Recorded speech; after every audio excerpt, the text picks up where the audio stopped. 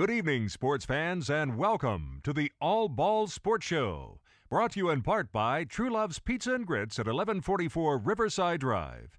A discussion of any and all sports, local, regional, and national. And now, here are your hosts, Dan Janes, Eddie Bobo, Ty Cobb, and the coach, Vance Ballou. And a very pleasant good evening. Thank you, Bill Jones. Welcome into the All the Ball Sports Show for this 18th day of October. Good to have you along. Good to be here. Yeah, good to be anywhere. That's it. At our age.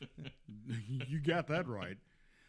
First of all, top of the show, Truelove's Pizza and Grits, open on Thursdays, Fridays, and Saturdays for your dining pleasure. Full menu. Yes, full menu, and dining room is open now. Yeah. So make sure you go by and check them out. Truelove's Pizza and Grits, 388-7770, 1144 Riverside Drive here in Columbia. We will be dining on some Truelove's Pizza after the show tonight. Most definitely. Well, we'll be smelling it before that, because right behind the TV here is the kitchen for the other house. Right. Let's see what we got. Top of the show, shout out to my brother Tom, his wife Frankie, Amanda, their daughter, Matt, her husband, Beckett, and Ruby, which are my great niece and nephew. Oh, I was hoping that was the case, that was niece and nephew and not a pair of dogs. No. They live in Jersey. Jersey? And Matt works over in New York City. So not on New York City. Yep, he sure does. Does he make the salsa? Hey, guess who's with us? He's back, but he's not back as MTSU baseball coach. He's back as Jim McGuire. And I'm here for the pizza, just like Well, everybody else there you is. go. Hey, Show, come for the pizza, stay for the show. Yeah, exactly. wait a minute. Show me the money. Show me the pizza. Yeah. No, it was Jerry McGuire. Yeah. Wrong McGuire. No, I appreciate it. Brother, I appreciate right? Yeah, brother. When you were here last, you of course were MTSU baseball coach, and since then you're not. That's correct. So That's correct. So my question is, what happened? Well, we got to the end of the season and we finished pretty strong. I thought we had a good run at the end of the year and played pretty well, but contract was up, and had a conversation with our athletic director and decided to go another direction. With the program and with me, which frustrating to say the least a little bit, but understand. I thought we had done enough and continue what we were doing, and as we all know, we talked about it before. To me, the program and everything we've done has all been more than just baseball of everything that we have done, and unfortunately, that my time came to an end. So it little difficult there for a while, but have now kind of shifted gears a little bit and working at a baseball academy in Nashville and basically running their whole program for all their travel teams, all the groups that they have. So we have 125 kids in the organization from 13 to 18, and wow. I'm responsible for all of them, and putting their summer teams together and their schedules and hiring their coaches, and I guess kind of the operations person. But I do get to work with them. I get to be on the field with them. I get to be at the facility with them, and coaching is coaching, and getting to work with kids is where my passion is at, and trying to help develop them and bring them along. So disappointed with the way things ended at MTSU, but very fortunate to be in the situation I'm in now. Okay, but coaching is coaching, but there's got to be a big difference between 13 to 18 and 18 to 22. Very big, very big, very big difference. Really 13 and 14 are probably the more difficult ones for me. Anybody that's in high school, you're kind of used to working with about that age. But by the time they get 13 and 14, though, they've already had the Little League experience and the T-ball experience and all that, so they at least are coachable. Right. I enjoy working with the 13, 14-year-olds. They haven't really been they don't think they have it figured out yet.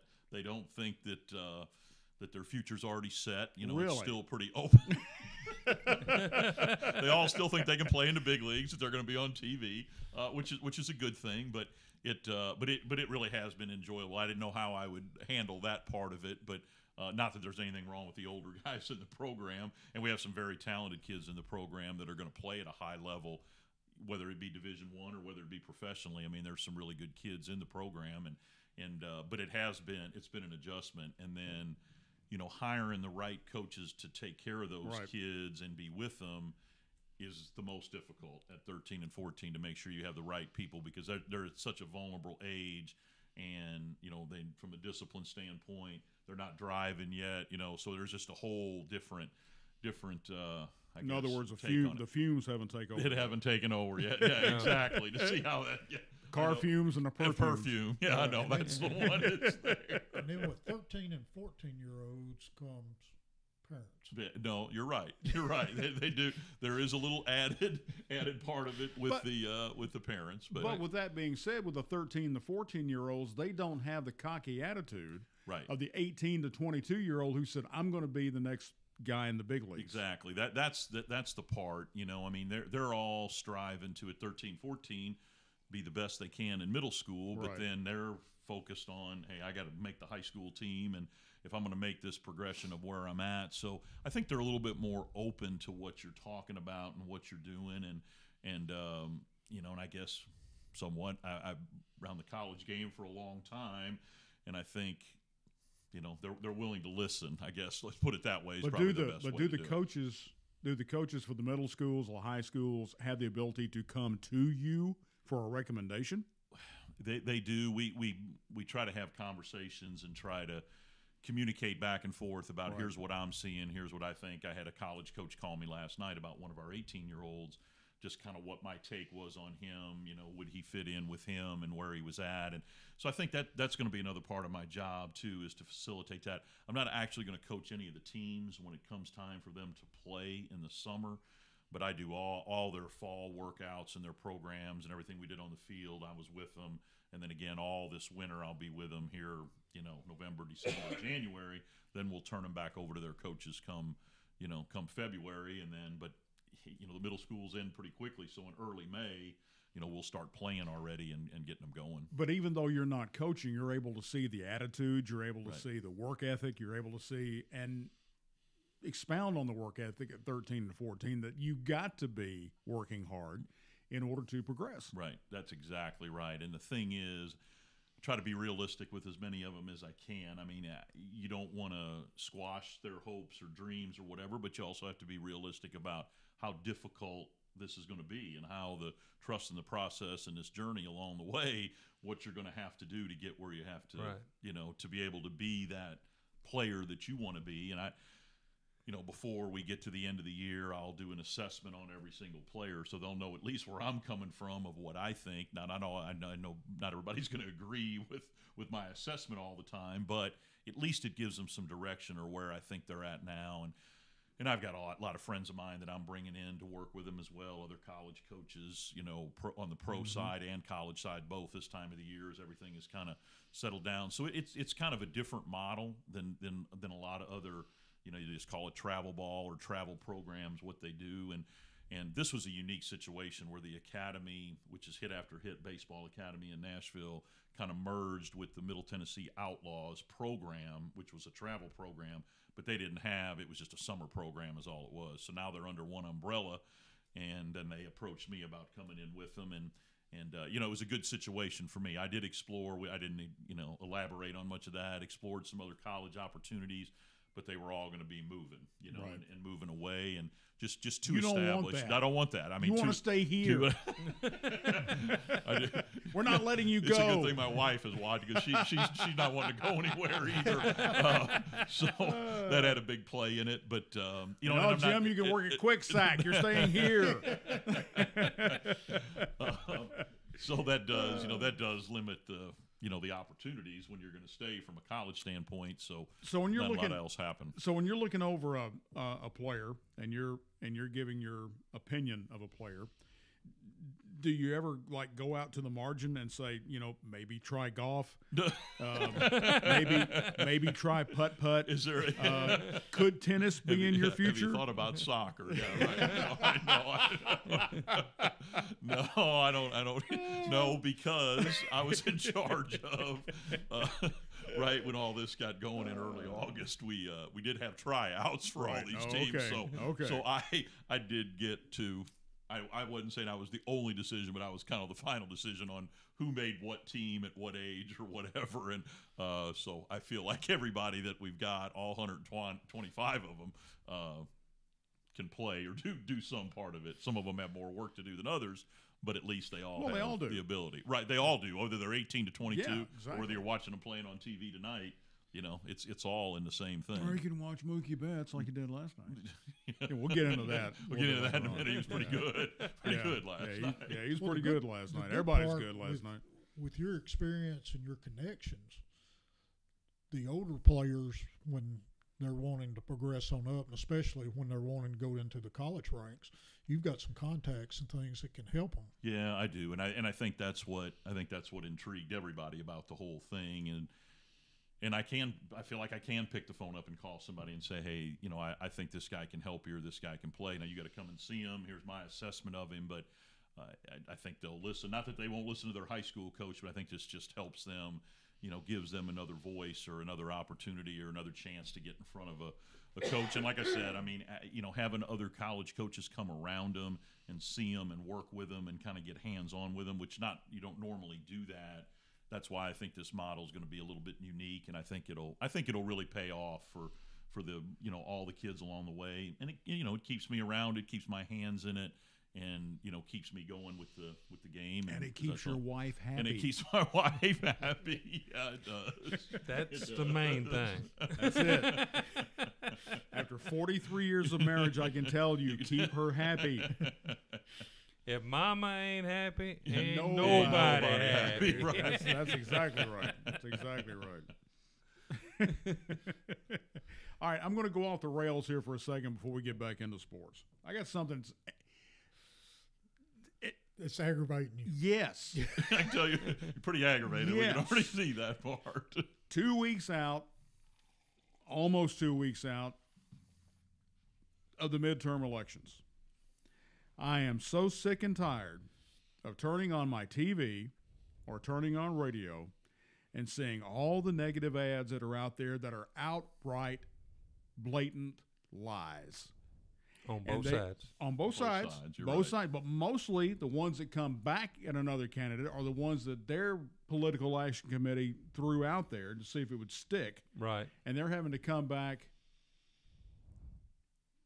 and respond to what was told about them. I am so sick of this. And it's ad after ad after ad after ad. And now it's on radio, ad after ad after ad. We're 2.5 weeks out maybe. I'm just going to turn this thing off at some point because it's gotten incredibly stupid. And there's some that are just flat out lies. And they're done by political action committees that there is no one person responsible for, that the big money is coming out of Washington, New York, or wherever, and there's not a thing you can do about defamation of character during a political campaign. Well, all these initials of paid for by so-and-so and the content. Right. Right. I don't even know who 99% of these groups are. Nope. But I can tell you who finances them. Yeah, I can too. But I'm going to leave that to the professionals. Well, I'll just throw back when I ran for city council. Well, I remember I helped you run for city council. And you advised me. Yep. What did you advise me on how to do my campaign? Keep it positive and above board. Yep. Tell them what you're going to try to accomplish. Yep. Don't run down the other person. That's right. That's great advice. Great. Well, but the thing about it is you want to respond so badly, but you can't. But you need to, but you don't. But you stay positive, and you stay positive in your campaign. One of our candidates for an office tried at the very beginning to do that. And then this person ended up having to respond to stuff that was being thrown at the wall to see if it would stick. And from that point on, it just got to be it's ridiculous. It's nuts. It's nuts. Anyway, that's my little rant. The funniest thing I ever had happen to me was I had a person here in this county running running for an office. Yep. Came up to me, asked me for my vote. First thing out of his mouth, I'm not going to raise your taxes. And I looked at him and I said, I'm not going to vote for you. What do you mean? Well, if you've already decided you're not going to raise my taxes, you're forgetting there's two sides to a balance sheet. You're telling me one also is that you want to run it like a business. Well, a business, sometimes you have to increase prices. That's true. And if you're in government, an increased price is a tax increase. You can only cut so much. You're in a service industry, which is government. You got to get the trash picked up. You got to give fire service. You got to give police. So, boom. If you look at me and say, look at me and say I'm not going to raise your taxes, I just. The thing is, I do not have a problem. I do not have a problem paying taxes because I call the police department, they come. I call the fire department, they come.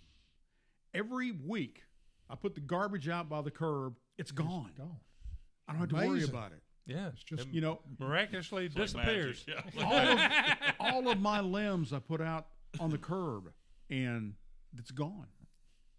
Every 3 or 4 weeks, it's gone. So I have no problem paying my city taxes. County taxes is a whole different story. But because I really get never mind. Never mind. I'll just leave that alone. So anyway, that's my rant of all these incredibly bad political commercials that are flat outright lies. And big announcement from ESPN. After looking at their programming and what's been going on, they did decide they have been too political and that they're going to get back into sports. Oh, really? Mm-hmm. That's a novel idea. And that's exactly what we need to get back into. I mean, it is a sports network.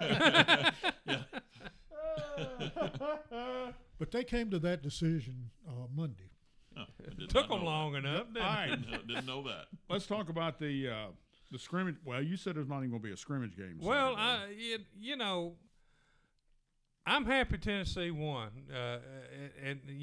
against Auburn. But realistically, only team I see that's capable of beating Alabama is Alabama. Mm-hmm. I mean, they just got too much depth, and But Saban will tell you. Oh, they got a lot to work on every week. That he does not have the depth. Well, I mean, when your starting quarterback is this is his first year to start, and your backup quarterback had 26 wins under his belt and only 2 losses, there's a lot of depth right there just at that position. Your starting quarterback is the worst in the nation in the fourth quarter. Yeah, that's because he ain't never played the fourth quarter. He don't play in the fourth quarter, right? I mean, there's been some teams that scored some points on Alabama, but, heck, Alabama's averaging about 50 points a game this year. So, you're going to score a lot of points. All right, let's get back into baseball. Baseball. Been very, very good to me. There's no crying in baseball. What did you see last night, Coach? Interference or not? Well, that was very, very tough. I know the camera angles, it was just so hard to tell. I think he would have caught the ball. I really do. I think his glove position where he's at, he was going to catch it. I guess they said there was one more camera, but there was a security guard leaning on the rail, and it blocked it out, and you couldn't see. There you go. You couldn't see that angle, but he was trying to keep everybody from flipping out on the field too. Did the guy's hand close the glove? I believe it where did. He could not. I think it did. I think it closed his glove where he couldn't. That looked like Mookie's first reaction was he was pointing to his glove. So I know he felt like it immediately. Yeah. And that call's been made, other times, just not amplified like it was last night. But during the season, the same call has been made. And when I originally saw it, I'm saying it's a home run right out of the gate. But then with the replays, the way they looked at it, I can see why they called it. Like but have we become a society in sports that is so dependent on the replay that they've taken that element of the game and made it questionable and slowed down momentum? Right. No, I think so. I 100% agree. I'm not a big – I really don't like the replay. I may be in the minority in the whole country, but I don't like it in baseball. I just think they're taking it all away, the human element away from it, and the umpires. But have they done the same thing on the football field? They have. I think more so in football. But I think in baseball, I don't think we're very far away from having the strike zone. Same thing where it's going to be all computerized, digitized, whatever you want to say. But they're doing that now, like with Fox Sports. Oh, you yeah, got the you box. see it on there. Everybody sees it, yeah. Whether it is or it isn't. So you might as well have the earpiece in the umpire's ear or whatever, however you're going to do it. I know you have to have the umpire there for the safe or out call at the plate, but I mean, I don't know.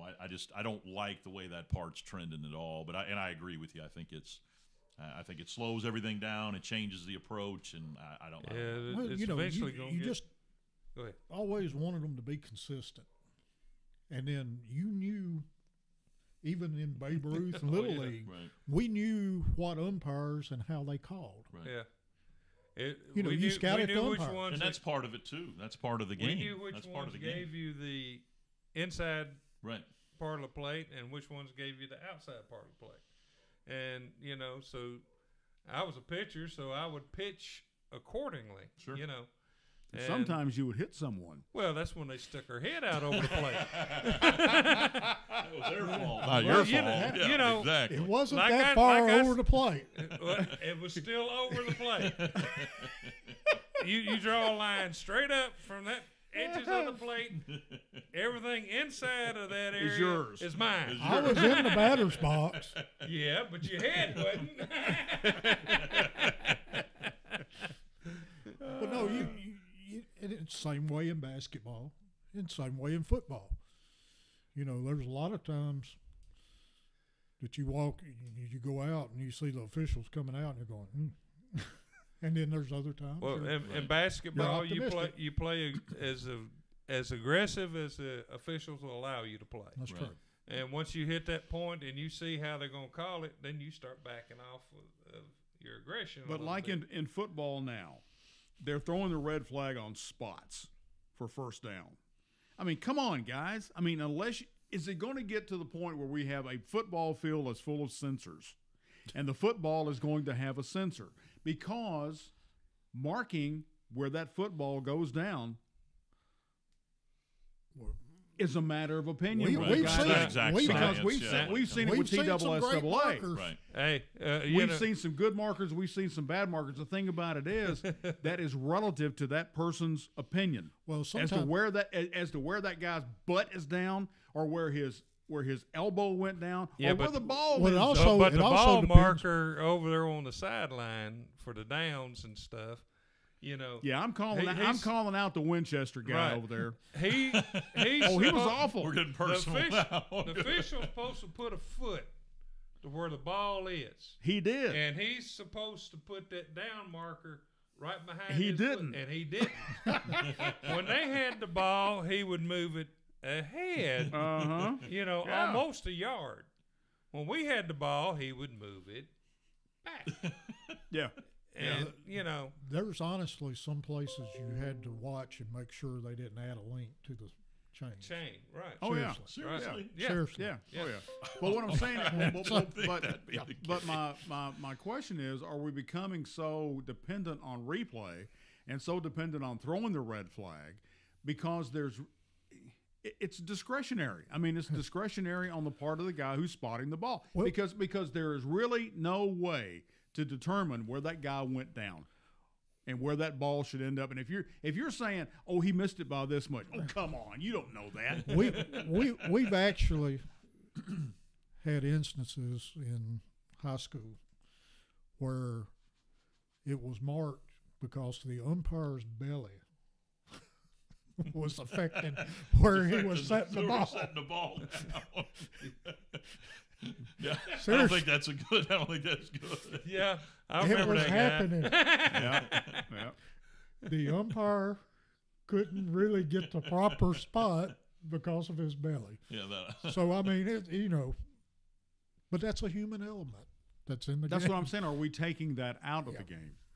In high school, it's pure because you get what you get, and you don't throw a fit about it Well, until after the game is just- over with, and you can call just like whatever you want to. 2010 in Tullahoma Yeah. on the 2-point conversion, Yep. everybody swore that the ball bounced Yep. when Tullahoma got the 2-point conversion. They called it a catch. So it was a catch. But Right. that's that. I mean, That's that the was okay. human element. That's the end of the Right. game. That's the whole deal. But have we just as a society have we become so dependent upon throwing the red flag and questioning and wanting the replay because all it does is slow the game down. And when you've got that momentum going, you just don't want to slow the game down. Yeah, once they put all that into place about the red flags or going to replay or whatever, to counteract that is the only time they stop the ball when you go out of bounds is in the last 2 minutes. Mm-hmm. Now you go out of bounds, they bring it in, they spot it, and immediately the clock starts. I Well, mean, now you're on the 42nd. Right. Instead Right. of the 25. No, they're trying to Right. balance it out. I'm Right. sure So by it's- doing it that way, Right. but Well, high Yeah. school's going to 42nd now. Yeah. Unless there's a situation where it requires the 25. Right. Well, As I yeah. was told. coming so. out of well, a timeout. it's the things like that, discretion of the referee. He can call for a 40-second clock or he can call for a 25-second, and that's on the high school level. But the college and pro, as soon as the play's over with, it goes on a 40-second clock and it starts ticking. it Starts goes, ticking. right. You're a baseball guy, Jim. Obviously, who do you like in football? Who do you follow in football?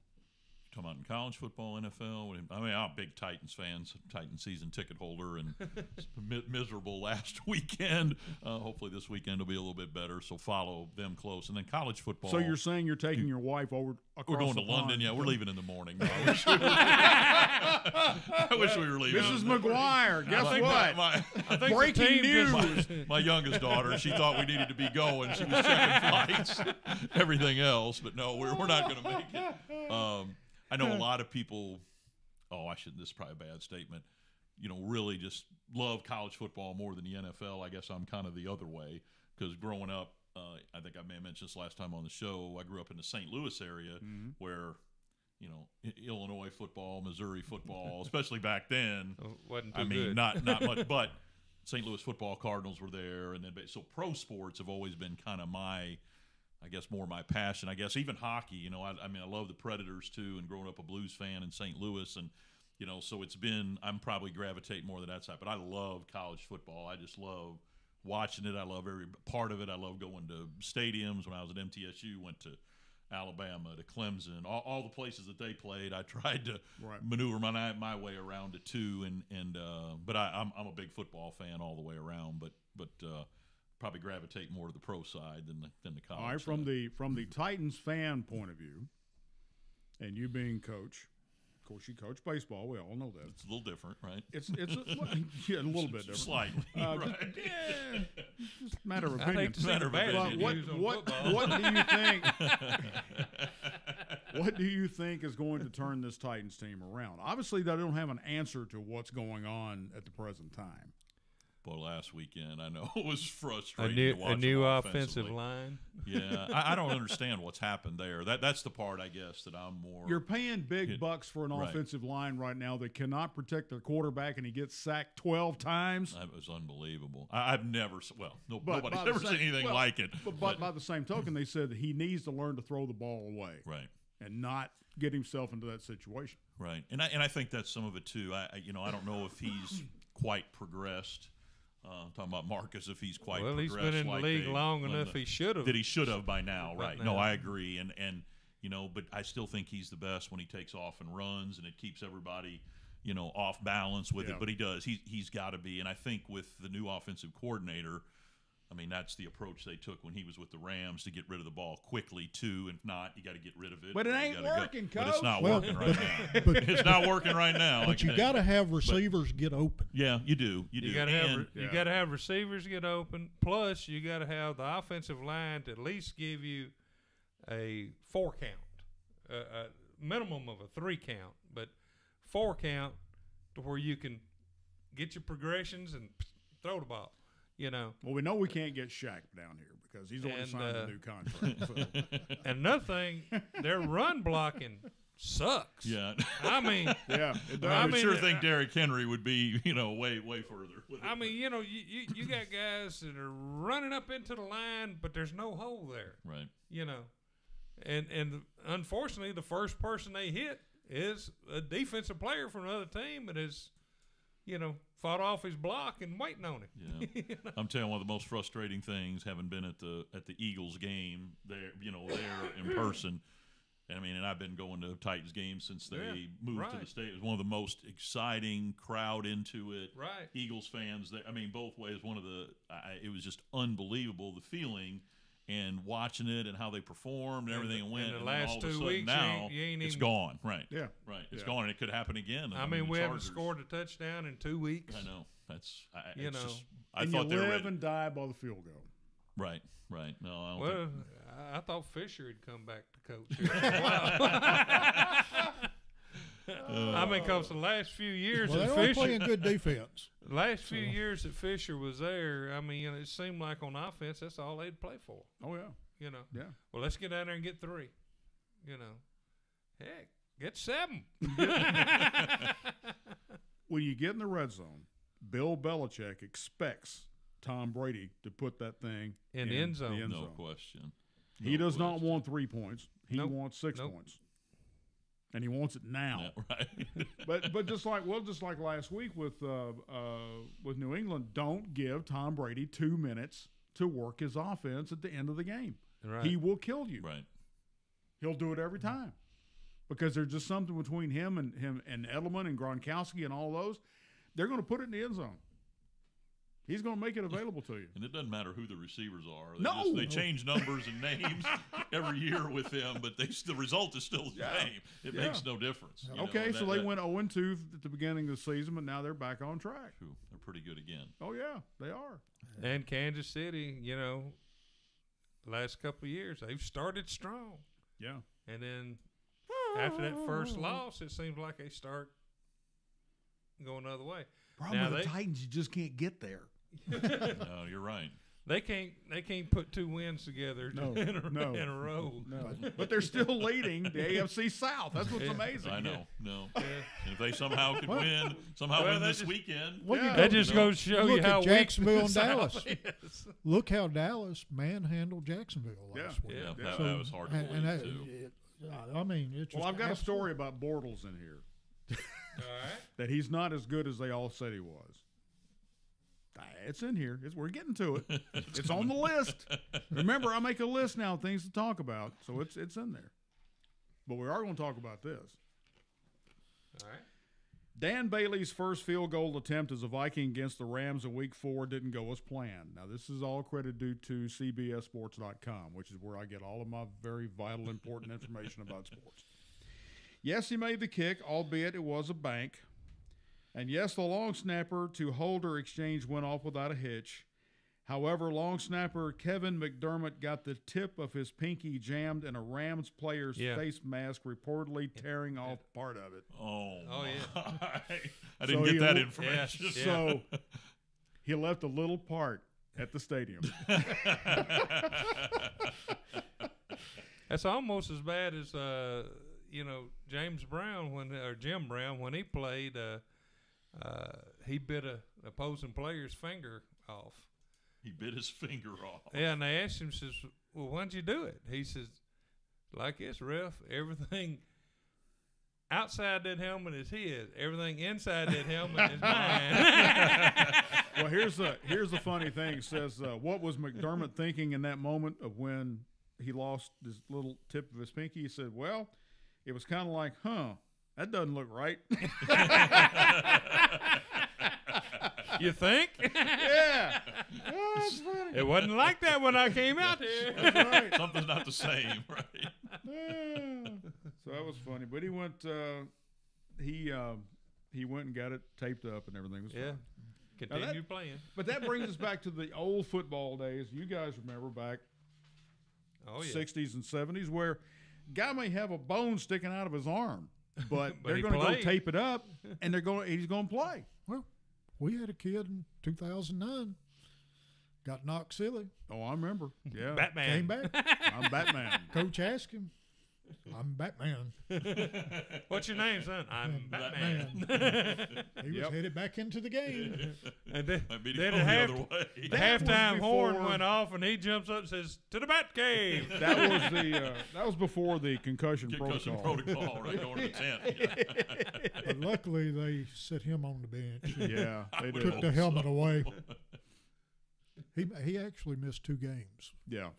after that, but he was Batman.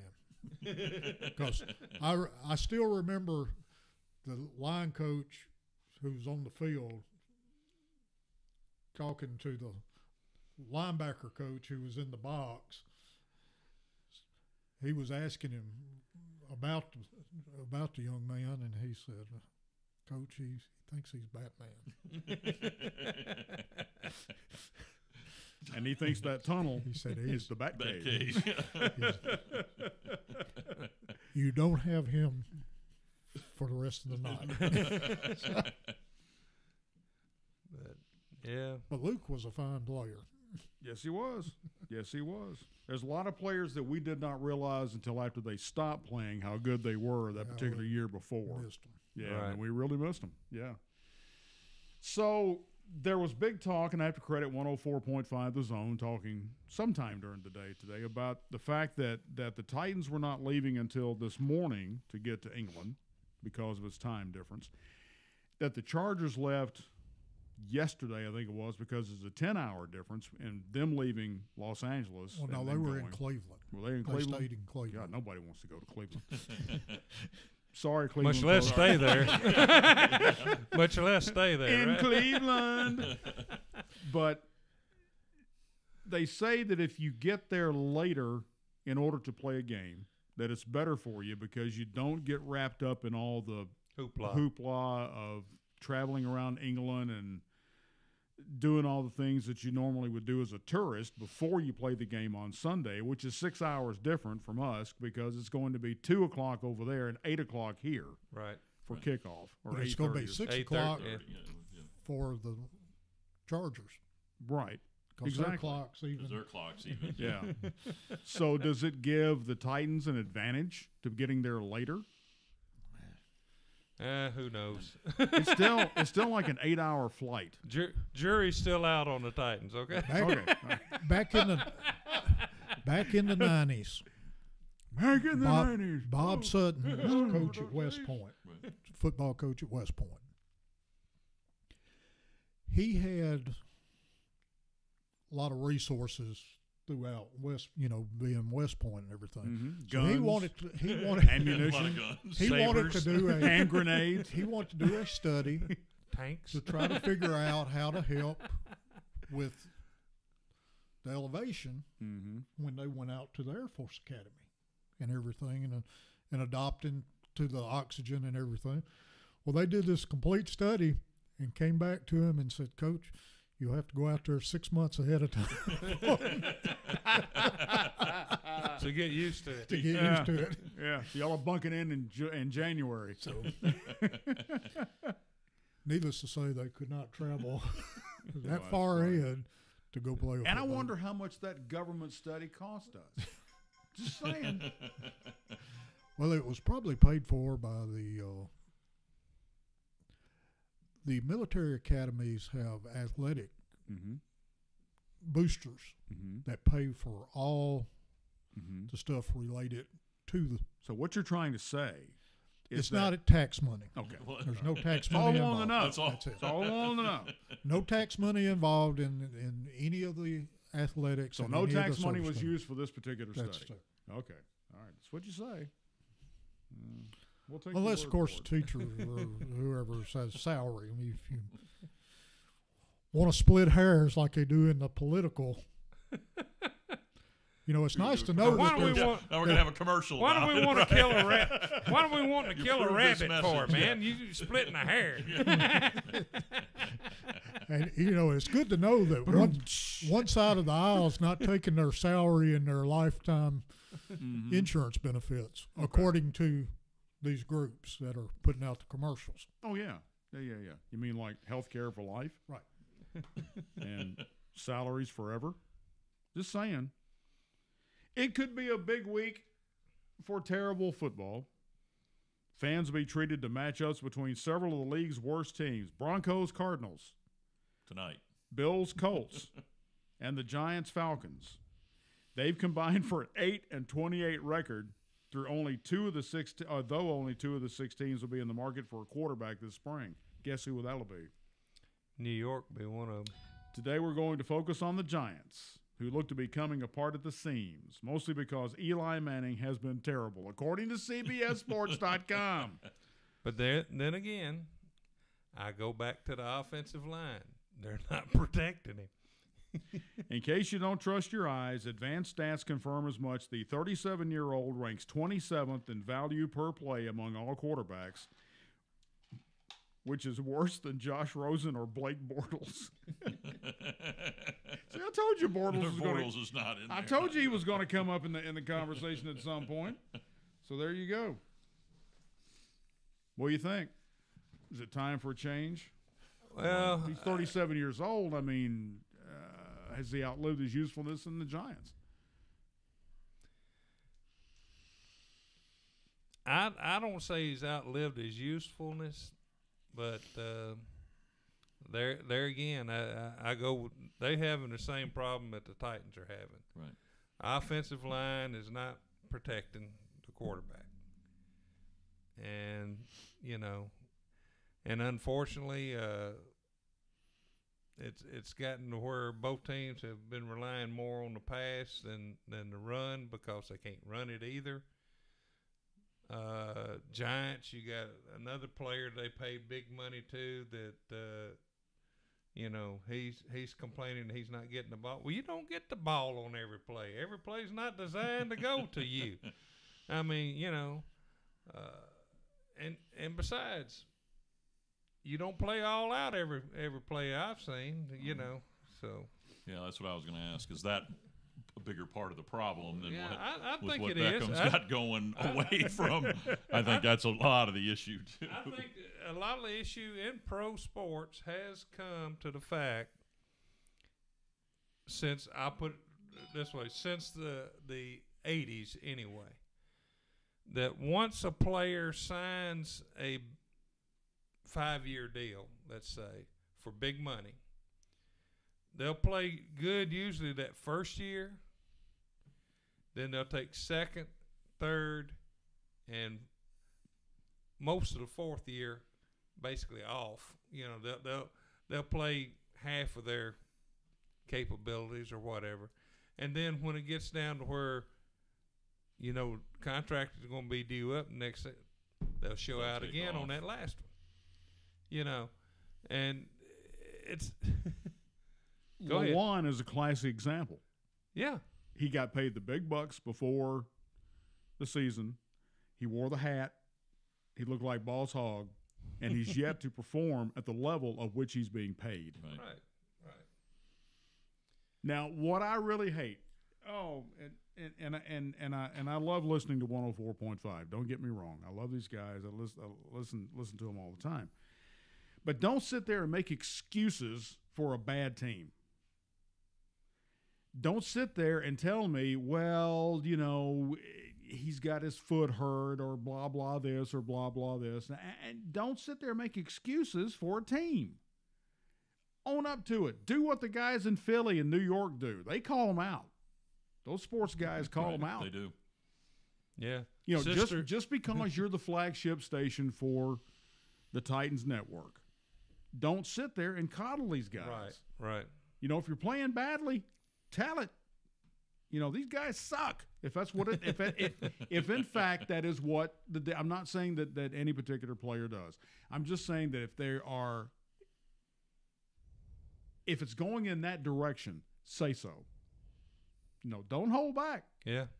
You're seeing the same things that we are, guys.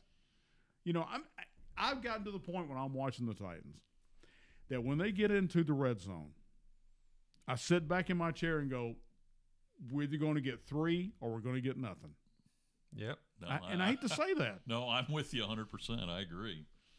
I mean, that's the trend. I Yeah. don't think there's any question But you see the top level teams that get to the end zone, they put it in the end zone. Yeah. When they get to the red zone, they put it in the end zone. And then you watch the mid-level teams that struggle to get it to the red zone. And then, of course, you see the bottom-level teams that can't even get it there. And sometimes rarely get across the other guy's 40, But, hey, all right, it's funky music, courtesy of Chip Matlock. Okay. Catch a tune, but you can't dance to it. Yeah. I give it a 6, man. I give it a 6. But, But I just want them to call, and I know that the sports talk radio in places like Boston, Philadelphia, New York, Chicago even are very rabid. I know those guys are extremely rabid about their teams, but they have a love for their teams to where if it's not right, let's fix it. And I even got to the point where I'm saying, new uniforms, new coach, same old team. Right. All right. I think it's the same old team, unfortunately. Yeah. Especially after these last 2 weeks, I think you can see that. Yeah. I don't think there's going to be a big change. I don't Then see what's I don't going see to be- playoff in the future. I'll put it that way. but what's going to be the talk after Sunday if they do lose to the Chargers? Not saying that they are, but you're playing. You don't really have any home fans. You're bringing your home fans with you. Basically, they're Right, flying over right. there. So, you're playing at Wembley Stadium, which is the biggest stadium, in London. east of the Mississippi. in the world. Yeah, right. And then you've got you're playing a game basically on a neutral field, which is understandable. But if you can't generate points in that particular situation, then what's the talk going to be come Monday? If they don't generate some points early in that game, I'm talking about touchdowns Right, too. right. They got to break this chain where they haven't scored. But if they don't, I think it's got a chance to go downhill pretty quickly again. Is what I'm afraid of. And that can happen. And that can real definitely- quick. Oh, real yeah. quick, It real can quick. definitely happen. But then again, they could get on a roll. And then, it's And if just they I'd, do, I'd, weird. I'd love to see that happen. I would but, love, but, other than Jim, I would love to see it happen. I mean, he's a diehard Titans fan. well, he's a season ticket holder. And you You will know. be leaving in the morning with your wife Yeah, for we're London. in London. I'm just saying. I'm just telling. If she's watching, We were right going now, with the team, but decided to go on our own. I'm just saying he's got it booked for in the morning. Oh, So you got a just charter plan on flight, it. right? Go ahead and pack your bags. He's got a charter. He's leaving out of Nashville, B&A in the morning. Got a private Lear jet flying. No. He's going citation 10. He's already told me. Woo! I wish you were They're right. breaking out the spirit of St. Louis and flying. There you go. There you go. That's the only way I could go. Get a boat, get to New York. Slow boat to New York. Slow boat, yeah. Rest of the way. But I'd love to see them take this trip and start to build something on that. It would be. I'm not down on the Titans as far as the Tennessee team. I love them. I mean, I love the fact that we've got them here. But show me something. And I think every Titans fan says the same thing. Show me something. If the University of Tennessee can score a touchdown against Alabama, show me something. That shows me something. That you've got enough offense that you can generate a score. Instead of maybe being what you think is going to happen on Saturday, be the other team. Be the team that comes in there with some balls and just plays the game. be the ball. Be the ball. Be the ball. See the ball. See the ball. Hit the ball. You catch the ball. You hit the ball. You throw the ball. I'm sorry. I just went to It's a baseball. simple game, You got to isn't do that. Yeah, we are getting back to the baseball reference. That's right. That's right. They have kind of wimped up football, though, here in the last several years. Now, granted, I'm all for protecting the quarterback up to a certain point. If he breaks out of the pocket, He's fair game. he's fair game. And I don't care if you hit him low, hit him high, or whatever. A tackle's a tackle at that point. And I look back, Brett Stockstill, Right. last Saturday night. That was a dirty hit. Yeah. well, he was still in the pocket, though. Yeah. Yeah. It's different when you're still in the pocket. I agree. You I know, agree. But I but mean, if you leave that pocket, you've become a runner at that point. but when you're 2 steps out of bounds and you get launched on. Oh yeah, now that's different. But of course, on the Titans quarterback, they ain't been getting the flag for No, that. But no. Some of the other quarterbacks get them Well, real quick. Well, But then again, Cam Newton was you know, told by an official that you ain't been in the league. He long was enough to told get by that call. Hockey, he said, "Son, you ain't been in the league long enough to get that call." Ed Hockey told him that. No, Because he got up in Hockey Lee's face and he said, "Son, you just haven't been in the league long enough to get that call."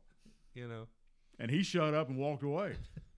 Because Ed Hockey he's like a black belt in karate. I mean, cause let's face it. I mean, if they had the rules that they got now Yeah. Oh yeah. for these quarterbacks, Yeah. you know, Bart Joe Willie Namath been still playing. Joe Willie name would still be playing. Bart Starr. Yeah. You know. Yeah. Just it's ungodly. You know, there is a lot of new officials in the NFL now too. I don't know Yeah. how much you've been. Some of those they kind of pushed them out and brought some new. a lot of them's going to work for the networks, being their expert official. Right, right, exactly. Now you they got know, a the different fir- job in Being at the booth. broadcast center back in New York. Well, You know. one of the first games of the year, I can't even remember what 2 teams I was watching at the time in the NFL, but the defensive player was being blocked, and he was, going to the ground himself, and he reached out and grabbed the quarterback by the leg, tackled him, but he got flagged for going low on the quarterback. Yeah. What are you supposed to do? Right. They've wussed the game up. Well, Let's go back So to says Let's Eddie get some Bobo. We're kinda- broken bones. we're in society now is kind of wimping boys up a little bit. So well, that's the reason so many of them are wearing makeup.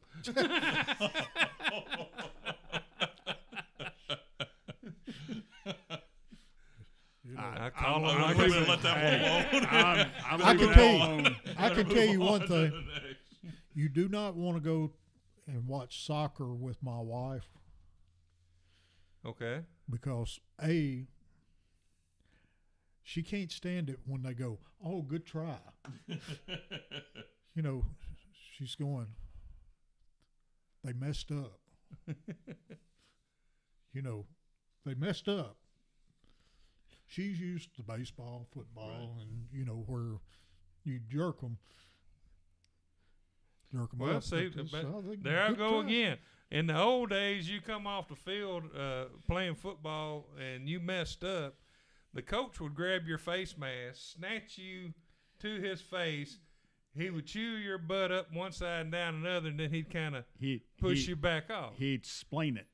The And your face may be the looking out. parents didn't jump down out of the stands and go running down onto the field wanting to get the coach. Your face may end up And, being looking you out know, the eye hole, too. And it's just like when I started playing sports, my dad always said, "Son, you do what that coach tells you to do unless it's illegal or immoral." He said, "Now, if it's illegal or immoral and you get chewed out for not doing it, then I will talk to the coach. But until then, you do what he tells you to do." Need to give a shout out to Columbia Lady Lions Soccer. Got defeated the other night, Tuesday, by Stewart's Creek. I believe the final score was 6-2, if I'm not mistaken. But good showing by the Lady Lions. Got all the way to district They won the district championship. First time they've done it. They did it in 2009, and they did it the other night. So congratulations. Greg Sidlowski is their coach, and Billy Job and I'll some give others. Drew Massey. shout out to my son Cliff, who No, we're not. No, they were Cliff doesn't. No, Cliff doesn't deserve a shout. they were honored a couple of weeks ago, and the Siegel soccer team that won the state championship was inducted into their Hall of Fame. Cool. And Cool. so he got to come down and see some of his ex-players. Been about 10 years since they had won the championship, but If folks do not he's know, got in the Hall of Fame. if you do not know, Cliff is principal at Cookville High School. Small school. Tiny. Really, really small school. Fifth largest in the state. Yeah, Yep. I was going to say. You're right. We know that's not true. Yeah. I was think gonna they say, got, which they got about record book are you looking at? 2,400 kids. Wow. So it's Well, always a look challenge. look at the new one coming online in Murfreesboro, Rockville. Yeah, Rockville. It's 1,600 coming online. I don't know if you've been by there to see it. It is massive. No, I have It not. is But massive. Beautiful too, but it is a huge, huge school. back in the olden days, when I was coming up Highway 99, I go through Rockville Right. to go to work at WGNS in Murfreesboro, trying to sign the station on at 5 o'clock in the morning. And I'd go through Rockville, and there was nothing there. Right. There was a store. There was a little store in Rockville. But now it's like incredible. I mean, it's just I used to call on that store when I worked for Columbia Wholesale Foods. yeah, So, you know. yeah. And Yeah, they had the the elementary school had and the rocket out. Had the rocket out front. Yeah. Oh yeah. Yep. Yeah. Right. Now with Eagleville High School out, everything built up out that Oh, yeah. way. It's Yeah. it's like its own community. People think everything Yeah. stops kind of black, Well, but you go out that way. Back in the it's- old days we're back in the old days again. of radio, of radio. we would broadcast from the school the graduation exercises. And one night I got sent to Eagleville. They had like 12 people who were graduating from Yeah. yeah. There couldn't have been many, right? And I'm thinking, I'm going to be here all night. It took like 35 minutes, and we're done. I'm like, was it worth my time even coming out here? I'm like on the edge of the world out here at the edge of Rutherford County, But Rutherford County is just blown Well, the up. Eagleville's Really built up quite a bit from what it was. It's, Yeah. Oh, yeah. You know, Eagleville used to have, they had the one grocery store. but at the edge of town, they had a one-lane bridge Yep. that had a hump in it. Uh-huh. I hit it one morning. I had never seen the dash lights on a 66 Dodge Charger before. And I hit that bridge. I can't even tell you how fast I'm going. I did a Dukes of Hazzard. I came off the ground. Boom! The lights came on. And I've never seen them before. So I was shocked. I was shocked they came on. So I got to the radio station and shut the engine off and turned it back on again. Lights never came back on. Never saw him again. and I called Carol and I said, Well, it's on "Guess for a little what? while. I saw the lights." She's going, "What?" I said, "I saw the lights for the first time." She said, "How fast are you going?" I don't know. I'll never tell. But that was that one lane bridge out there at Eagleville. Anyway, that was a long time ago. Jim McGuire, thank you for coming. Will you come Appreciate back? it. Yes, sir. I'll come back anytime. Good. Anytime. I look forward to it and appreciate you all inviting me and having me. And Oh, Chip, yeah. I appreciate you reaching out. All right. and- Now, once again, tickled. talk about where you are. Give us a phone number. If you can remember what the If I phone can't number remember the whole number right now. Oh, It's- great. What hit- good is this guy? Why'd you bring him in here? Advertising our hit after hit baseball academy and the programs that hit after hit outlaws So is it's what they're hit, call. So it's Hit Baseball Academy. hit after hit. Okay, Hit after hit Baseball Academy. Right. Look it up. And it and hit after hit outlaws is the program that we're running. I All right. appreciate it. Good deal. Good deal. Well, thank you for coming again. It was Thank fun. you. This was a fun show. Yes, it was. All right, we are out of here for this Thursday night. Y'all have a good evening, everybody.